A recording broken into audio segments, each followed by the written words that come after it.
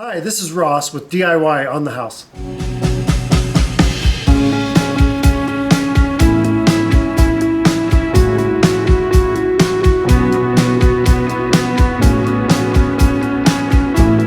Today on DIY on the House, we're going to get our evaporative cooler ready for summertime. So we'll run through lubrication, getting the water supply in, and making sure that the pad is getting saturated with water.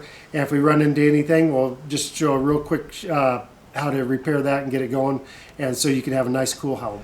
If you need any more help on home tips, just hit the subscribe button. We have a lot of videos on how-tos, and we're going to go ahead and get going and get that cooler ready for summer. On the evaporative cooler, there's several parts. You have the squirrel cage fan, and then you have down to the pulley and the belt as well. The motor, the pad itself, which receives the water, the float assembly, and then you go over to the other side on this one is the pump itself. The oil I use is Zoom Spout turbine oil, and there's a few locations that we're going to oil on the cooler. One is on the squirrel cage bearing, and that's going to be located right here on both sides, and also on the motor, and that's on both sides as well. All right, we're going to lubricate the squirrel cage fan bearing, and you just apply oil until you actually just see it come level with the top. And then we'll work our way up to the motor. Remove the yellow plug if yours has one on it, and this can be done with a pair of needle nose. And then we'll apply the oil up there as well. Sometimes the oil doesn't come out like it did on the squirrel cage, so you'll just pump in some until you feel like you've got enough in there, and then call it good.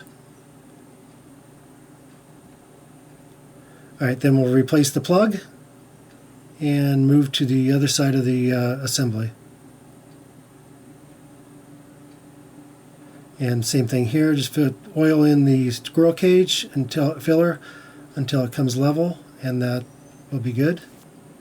All right, and then we'll also do the other side of the electric motor on the bearing up there, and just the same thing as we did before on the other side. Just fill it up, and then once we're done, replace the cap. A very important part to check is the fan belt. You want to make sure that the fan belt is in good shape for the season. You don't want any separation in the layers of the belt. You want to make sure the everything is intact, no pieces that are flipping or flopping around. And also you want to check the tension. This one is in really good shape and should last easily through this season. All right, next step we're going to do is to flush out the cooler pan itself. From last year's, everything that, the dust and the calcium and whatnot, or mineral that's gathered on the bottom of it, we'll wash it out, flush it, and until it's clean enough that there isn't any more debris left. Once we get the water flushed out, we're going to install the plug.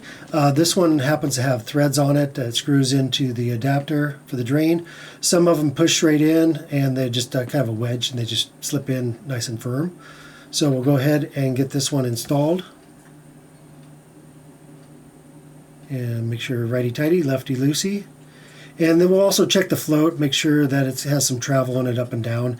And the big thing is we want to make sure we keep our water level about ½ inch below the overflow on that drain pipe.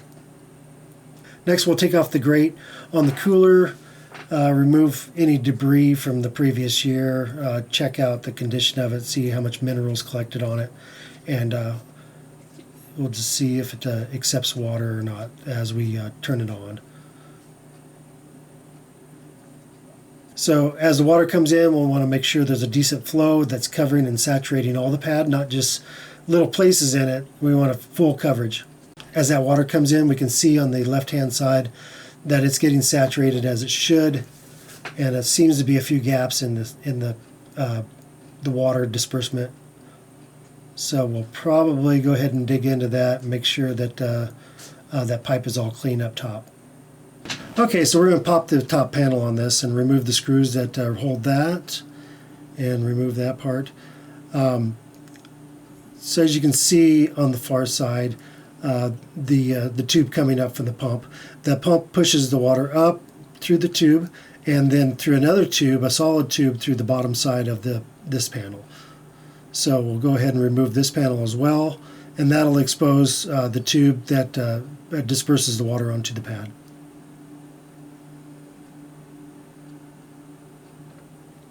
Alright, we'll pop that up, rotate it upside down, and as you can see, there's quite a bit of mineral that's been built up on it over last year, because I know I did clean it last year as well.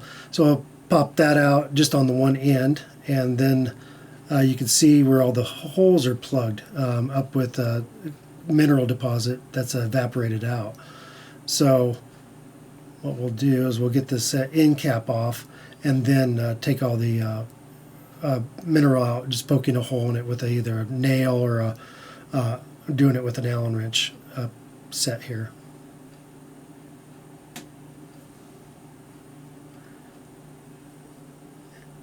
And we just poke that in there, break loose any of that deposit that's hardened on there.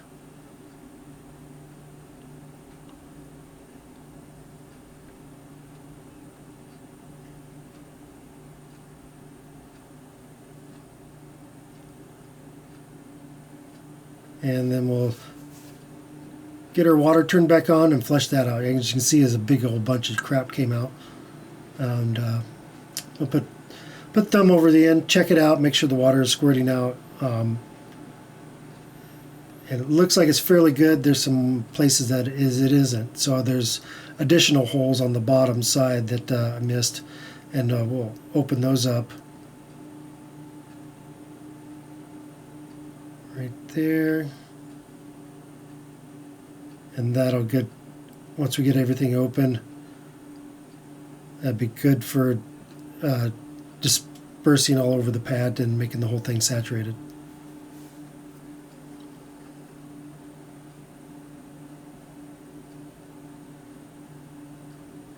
Okay, we'll reassemble and put everything back together, put the screws back in, put the top panel back on, and we should be good to go.